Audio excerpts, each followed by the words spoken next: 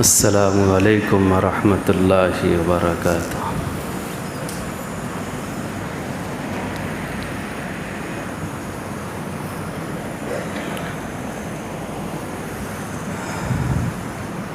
الحمد للہ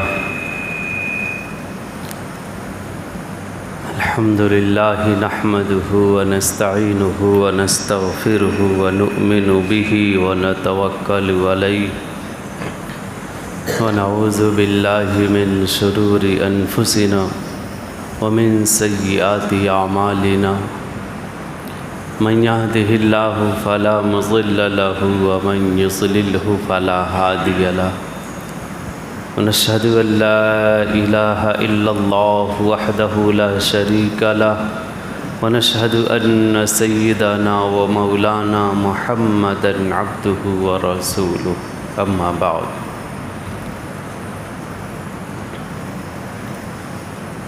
قال الله تعالى في القرآن الكريم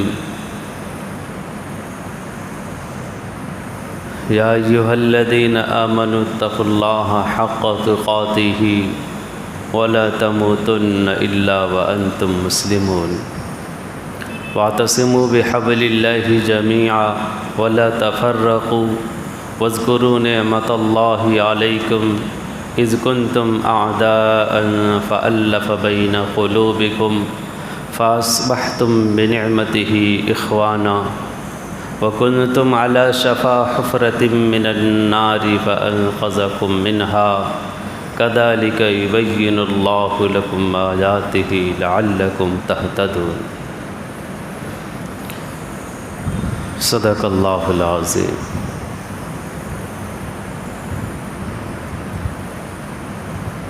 قال النبی صلی اللہ علیہ وسلم المؤمن للمؤمن کالبنیان یشد بعضه بعضا او کما قال علیہ الصلاۃ والسلام۔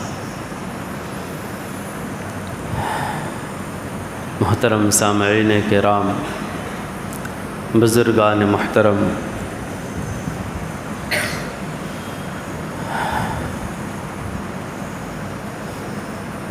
سلسلہ ہمارا سیرت کا چل رہا تھا، پچھلے 2 ہفتے سے منقطع ہو گیا تھا اور آئندہ 2 ہفتے تک مزید منقطع رہے گا، چونکہ اپنے صوبے کے اندر الیکشن کی آمد ہے، اس لیے ہم لوگوں کی بھی کچھ ذمہ داریاں ہیں۔ کیا ذمہ داریاں ہیں؟ بڑوں نے، ارباب حل و عقد نے، بزرگان دین نے آئندہ دونوں جمعے میں خاص طور سے مسلم پرسنل لا بورڈ کے ذمہ داران نے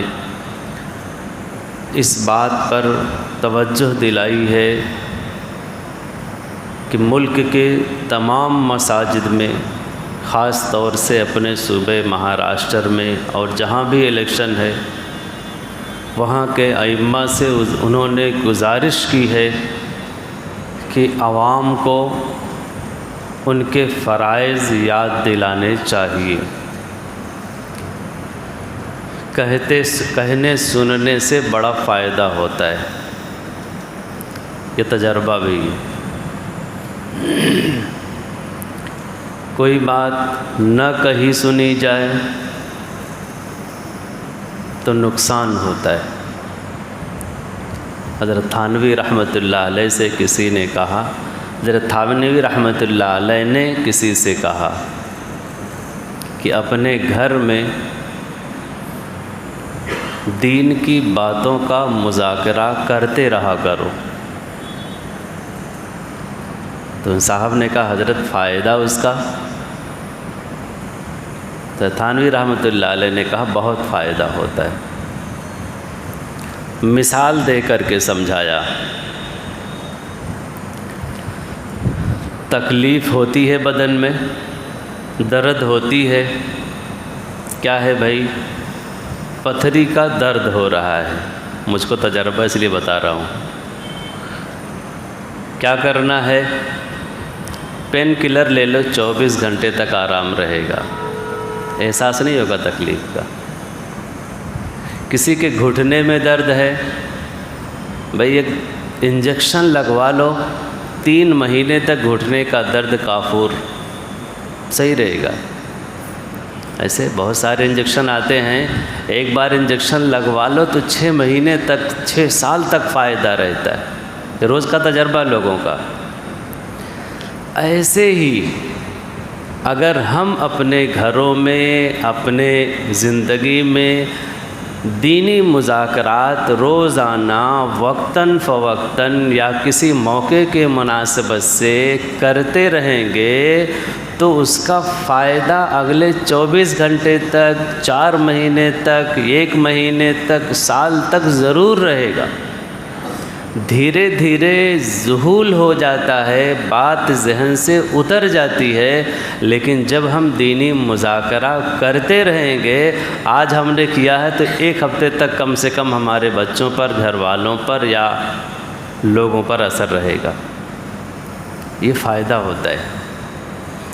تو چونکہ موقع اور مناسبت کے اعتبار سے جیسے مواقع ہوتے ہیں، علماء کرام اسی لیے ویسے بیانات بھی کرتے رہتے ہیں، اور ویسے ہی گزارشیں بھی آتی رہتی کہ بھئی آج اس عنوان سے بیان کیا جائے کہ اس کی بڑی ضرورت ہے۔ ایسے ہی اس کی اوٹ کی اہمیت اور اوٹ کے فوائد اور نقصانات انشاءاللہ اب 1 ہفتہ اور ملے گا، اگلے ہفتے بیان کیا جائے گا۔ آج جو میں نے آیت پڑھی ہے وہ بھی موقع اور مناسبت کے اعتبار سے ہے، ذہن بنانے کے اعتبار سے ہے، اور زندگی کے ہر لمحے کے لیے ضروری ہے۔ میں نے جو آیت پڑھی، یا ایھا الذین آمنوا اتقوا اللہ حق تقاتہ ولا تموتن الا وانتم مسلمون، کہ ایمان والوں اللہ تعالیٰ سے جیسا حق ہے ویسا ڈرو، صرف نام کے نہیں، جس میدان میں، جس عمل میں، جس جگہ پر اللہ کا جو حق ہے اسی حق کے مناسبت سے ہم عمل کریں کہ اللہ ہم کو دیکھ رہا ہے، ناراض نہ ہو جائے، کہیں گناہ نہ ہو جائے۔ اور جب تمہاری موت آئے تو اسلام پر ہی آئے، یہ ہمیشہ یاد رکھنا۔ اسی لیے حدیث میں آیا ہے کما تحیون تموتون وکما تموتون تحشرون۔ ہم تو یہ کہتے ہیں کہ بھئی موت جیسے آنی ہو تو آ کے رہے گی، ہمارے چاہنے نہ چاہنے سے تھوڑی نہ کچھ ہوتا ہے۔ یہ اللہ کے رسول نے فرمایا نہیں، کما تحیون تموتون، تم جیسے زندگی بسر کرو گے، طرز زندگی تمہارا جیسے ہوگا، تمہاری سوچ کا، تمہارے عمل کا، تمہارے رہن سہن کا، یہ جیسی تمہاری زندگی گزرے گی، جس نظریے اور جس افکار پر، جس سوچ اور جس خیال پر، جس مذہب پر، اسی پر تمہاری موت بھی آئے گی۔ کما تحیون تموتون، جیسے تم زندگی بسر کرو گے ویسے ہی تمہیں موت آئے گی۔ وَكَمَا تَمُوتُونَ تُحْشَرُونَ، اور جس حال میں جیسے تمہاری موت آئے گی، جس سوچ پر، جس امر پر، جس فکر پر، جس مذہب پر، جس ملت پر، ویسے ہی تمہارا حشر ہوگا قیامت کے دن۔ قیامت میں تم اسی حال میں اٹھائے بھی جاؤ گے۔ تو ہماری یہ کوشش ہونی چاہیے کہ ہم اسلام پر ہی زندگی گزاریں، اللہ اور رسول کے حکموں کے خلاف قطعی نہ جائیں، تاکہ ہماری موت بھی اسی پر آئے اور ہمارا حشر بھی اسی پر قائم۔ اگلی آیت، وَاعْتَصِمُوا بِحَبْلِ اللَّهِ جَمِيعًا وَلَا تَفَرَّقُوا، یہ اصل موضوع ہے آج کا۔ اللہ رب العزت نے اتنی بات کہنے کے بعد اب آگے بنیادی بات بتائی کہ دیکھو اللہ کی رسی کو مضبوطی کے ساتھ پکڑے رہنا، واعتصموا، چمٹے رہو، پکڑے رہو، چھوٹنے نہ پائے دامن، بحبل اللہ، اللہ کی رسی کا، ولا تفرقوا، اور اختلاف بالکل مت کرنا زندگی میں۔ اللہ کی رسی کیا ہے؟ اللہ رب العزت نے جو قرآن بھیجا ہے اللہ کی رسی ہے۔ اللہ رب العزت نے جو رسول بھیجا ہے، رسول کا جو طریقہ ہے وہ اللہ کی رسی ہے۔ قرآن بھی ہے، اللہ کے رسول کا طریقہ بھی ہے، یہ ہے حبل اللہ۔ چمٹے رہو، پکڑے رہو زندگی کے ہر موڑ پر۔ ولا تفرقوا، اور اختلاف بالکل مت کرنا۔ واذکروا نعمت اللہ علیکم، اللہ کی نعمت کو یاد کیا کرو۔ اذ کنتم اعداء فالف بین قلوبکم، اللہ رب العزت نے نازل ہوا کفار مکہ کے سامنے، نازل ہوا مدینے کے مسلمانوں کے سامنے۔ اوس اور خزرج پہلے دو قبیلوں میں بٹے ہوئے تھے، 40 سال تک، اور ایک روایت کے مطابق 100 سال تک دونوں میں جنگ ہوتی رہی۔ ایسا قبیلہ تھا۔ جس کنتم اعداء، پہلے تم کا دشمن تھے ایک دوسرے کے، فالف بین قلوبکم، پھر اللہ رب العزت نے تمہارے اوپر احسان کیا، تمہارے قلوب کے اندر آپس میں محبت ڈال دی، وکنتم اخوانا، اور تم بھائی بھائی بن گئے۔ اللہ رب العزت یاد دلا رہے ہیں۔ اس طرح اللہ رب العزت اپنی نعمتوں کو بیان کرتے۔ یہ اس آیت کا ترجمہ ہے جو میں نے پڑھا۔ یہود نے دیکھا کہ یہ تو اوس اور خزرج والے متحد ہو گئے، دشمنیاں انہوں نے بھلا دیں، اب ہمارا کاروبار کیسے چلے گا؟ اختلاف، ان لوگوں کے اختلاف پر، انتشار پر ان کا کاروبار ٹکا ہوا تھا، اب ہمارا کیسے چلے گا؟ لہذا ایک شماس بن قیس نامی ایک یہودی ہے، اس نے گرو گھنٹال تھا جو ان کا، ایک آدمی کو متعین کیا کہ جہاں کوئی پروگرام ہو ان لوگوں کا، جہاں دیکھو کہ اوس اور خزرج یہ دونوں وہاں پر ہوں، تو جنگ بعاث، ایک بڑی لمبی چوڑی جنگ اوس اور خزرج کے درمیان کسی زمانے میں ہوئی تھی، بڑی خونریز تھی۔ تو اس یہودی نے کہا کہ اس کا تذکرہ چھیڑ دینا ذرا، اس کا نتیجہ یہ ہوگا کہ ان کی دوستیاں دشمنیوں میں پھر بدل جائیں گے، ہمارا کاروبار پھر چلے گا۔ تو اس آدمی نے موقع دیکھ کر کے ایک مرتبہ جنگ بعاث کا تذکرہ کیا، اور ہوا بھی وہی کہ مسلمان جو تھے آپس میں دستوں گریباں ہو گئے، ایک دوسرے کے خلاف جو تھے انصار پھر آپس میں لڑنے لگے، قریب تھا کہ لڑائی ہو جاتی۔ اللہ کے رسول کو پتہ چلا، بھاگے بھاگے گئے، مسلمانوں کو متوجہ کیا کہ ابھی میں موجود ہوں، اللہ کا ایک نبی تمہارے درمیان موجود ہے اور تم عصبیت کو ہوا دے رہے ہو، اللہ کی رسی کو نہیں پکڑ رہے ہو۔ اللہ کے رسول نے سمجھایا بجھایا، کام چل گیا۔ پھر آپس میں اتفاق، اتحاد اور محبت کی زندگی بسر کرنے لگے۔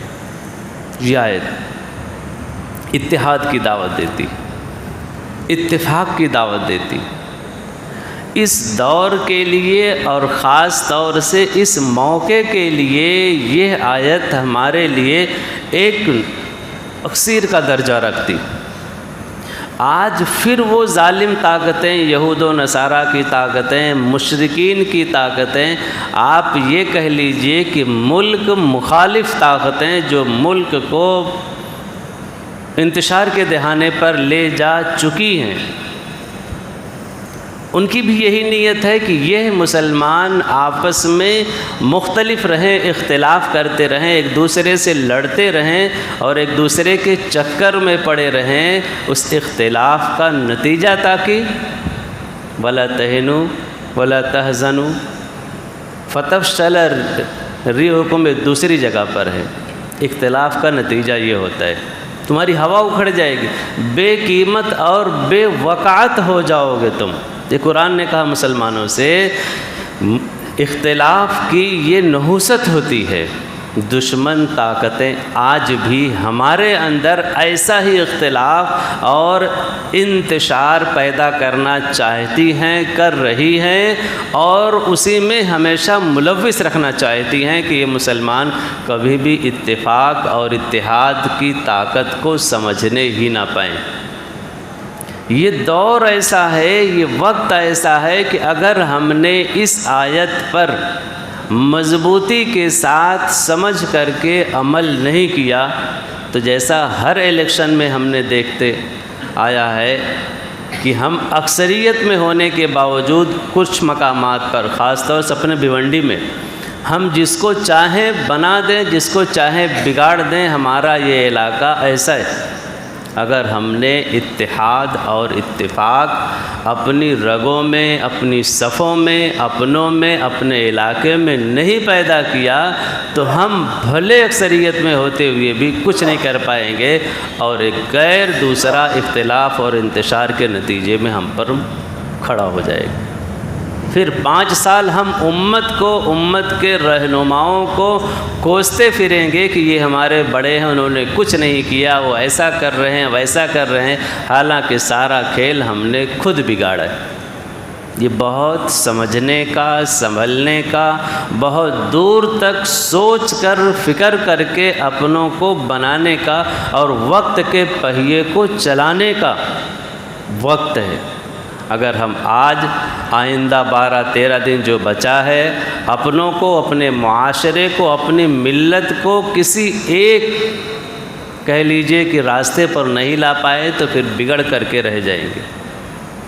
ہمارے سامنے تاریخ بہت لمبی، اندلس کی مثال بڑی جلدی زبان پر آتی ہے، آنا بھی چاہیے۔ اندلس میں مسلمان جب گئے، جو آج اسپین ہے غالباً، وہی کلمے کی بنیاد پر گئے، اور زیادہ نہیں تھے، 12-13 ہزار کی فوج تھی، اندلس فتح کرنے چلے گئے۔ قوم کے جیالے تھے، اللہ کی یاد میں سرگرداں رہنے والے تھے، بس ایک مشن ان کے دماغ میں، ذہن میں سوار تھا کہ ہم اللہ کے کلمے کو اللہ کے بندوں تک کیسے پہنچا دیں۔ مشن لے کر کے کھڑے ہوئے، چلے گئے ایک غیر ملک، پرائے ملک میں اللہ کے بندوں تک اللہ کی بات کو پہنچانے کے لیے۔ پہنچایا بھی، امت کو کلمے کی دعوت دی، اور امت دعوت کو قبول کرتی رہی، بڑھتی رہی، پھلتی پھولتی رہی، ملت امت بڑھتی رہی، اور اتنی بڑی کہ پورے ملک پر اسلامی حکومت ہو گئی، اور 1-2 سال نہیں، 700-800 سال تک حکومت رہی۔ معمولی ہوتا ہے 700 سال کا عرصہ؟ اتفاق، اتحاد کب ہوا؟ جب ہم نے قرآن کو سامنے رکھا، جب ہم نے اللہ کی بات کو سامنے رکھا، کلمے کی دعوت کو ہمارے اندر عام کرنا کیا لوگوں نے، تب ہمارے اندر اتحاد، اتفاق بنا۔ اللہ کے رسول کی سنت سے جب ہم چمٹے اور سنت کو ہم نے عام کرنے کا، اپنی زندگیوں میں لانے کا جب ہم نے عزم کیا تو ہمارے اندر اتحاد اور اتفاق تھا۔ جب ہمیں شریعت ہر دل عزیز تھی، جب ہم میں اللہ کے رسول کی سنت ہر دل عزیز تھی، تو وہی قوم پورے ملک پر 700 سال تک حکومت کرتی رہی۔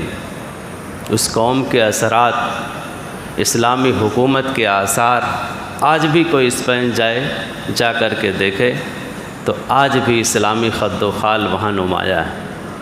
کوئی جا کر اپنے ملک کے اندر دیکھیے، تاج محل جیسی عمارت آج تک باقی، لال قلعہ جیسی عمارت، قطب مینار جیسی عمارت، یہاں کے اسلامی عروج کی داستان بیان آج بھی کرتے ہیں، اس سے کہیں زیادہ ہے۔ لیکن اس امت نے جب غلطی کی، اس امت نے جب حد سے زیادہ غلطی کی، اختلاف، انتشار، آپس میں دشمنیاں، ایک دوسرے کو نیچا دکھانا، اپنی بات کو سب سے منوانا، یہ سب کیا تو پورا ملک ہاتھ سے نکل گیا۔ آخری بادشاہ عبداللہ عمر المنصور چھوڑ کر کے جا رہا تھا، پہاڑی راستے سے گزر رہا تھا، قصر الحمراء جو وہاں کا کہہ لیجئے کہ لال قلعہ ہے، اپنے یہاں بھی لال قلعہ، وہاں بھی لال قلعہ ہے، قصر الحمراء عربی میں سے کہتے لال قلعہ، دیکھ کر کے رو رہا تھا۔ ایک بوڑھا لاٹھی ٹیکتا ہوا آیا بادشاہ کے سامنے، نہایت جرات کے ساتھ اس نے کہا کہ بادشاہ سلامت، عورتوں کی طرح رو رہے ہو، شرم نہیں آتی تمہیں؟ قصر الحمراء کو دیکھ کر کے رو رہے ہو، شرم نہیں آتی تمہیں؟ میرے چار بیٹے صرف تمہاری انا کے لیے شہید ہو گئے، اگر تم نے انہیں اسلام کو بچانے کے لیے، ملک کو بچانے کے لیے استعمال کیا ہوتا، امت کو تم اختلاف سے بچانے کے لیے اور غیروں سے لڑنے کے لیے، جہاد کے لیے تو نے دعوت دی ہوتی، لڑا ہوتا، تو یہ ملک آج اپنے ہاتھوں میں ہوتا، تمہیں بھاگنا نہ پڑتا، رونا نہ پڑتا۔ لیکن تم نے اسلامی سلطنت کو، تم نے مجاہدین کو اور ہمارے بیٹوں کو، امت کے لال کو اپنے ذاتی مفاد کے لیے استعمال کیا، اپنی سلطنت کو بچانے کے لیے اور مخالفین کو دبانے کے لیے، قتل کرنے کے لیے استعمال کیا۔ اس کا نتیجہ تو آنا ہی تھا، اور نتیجہ آیا، پوری 700 سالہ حکومت، پورا ملک مسلمانوں کے ہاتھوں سے نکل گیا۔ کہنا تو بڑا آسان ہے، وہی غلطی جو اسپین کے لوگوں نے کی، اندلس کے لوگوں نے کی تھی، آج ہمارے ہندوستان کے مسلمان بھی دہرا رہے ہیں، بھی یاد رکھیں۔ ایسا نہیں کہ وہ غلطی کی اور ہم اس غلطی سے پاک ہیں۔ ہر محلے میں دیکھیں 10 لیڈر کھڑے ہیں، بھائی ہم ہی تو جیت رہے ہیں، دوسرا سب ہار رہا ہے۔ ہم سے زیادہ امت کی خدمت کرنے والا ہے کون؟ جنہیں نہ نماز کا پتہ، نہ روزے کا پتہ، نہ طبیعت کا پتہ، نہ عبادت کا پتہ، کچھ نہیں پتہ کہ امت چاہتی کیا ہے، ایک اسلامی معاشرہ ہونا کیسے چاہیے، ضرورت مندوں کی ضرورت پوری کرنے کے اسباب کیا ہونے چاہیے۔ ہم اگر لڑکے جیت بھی جائیں، امت ہمیں جتا بھی دے، تو ہمیں جا کر کرنا کیا ہے؟ جنہیں کچھ نہیں پتہ، انگوٹھا ٹیک ہے، ہمارے ملک کا دستور ہے چونکہ، وہ بھی کھڑے ہو جاتے ہیں اور پار ہو جاتے ہیں۔ کمی ان کی نہیں، کمی عوام کی ہے۔ ہم اپنا ایسا لیڈر چنیں جو آئندہ 5 سالوں کے لیے ہماری خدمت کرے۔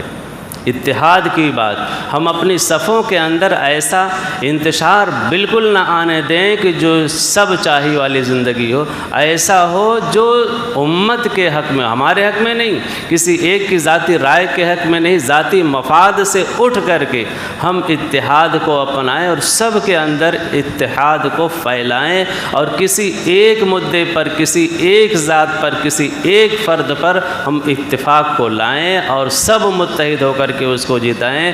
تو انشاءاللہ اگر یہ چیز ہر جگہ ہو جائے تو ہمارے بہت سارے آدمی جو ہماری قوم کے لیے لڑنا چاہیں گے اور لڑ سکیں گے، ہم ایسے افراد کو آگے بھیج سکتے ہیں۔ لیکن اگر ہم نے امت کے زوال سے سبق حاصل نہیں کیا تو پھر ہمارے اوپر بھی زوال آنے میں کوئی دیر نہیں لگے گی۔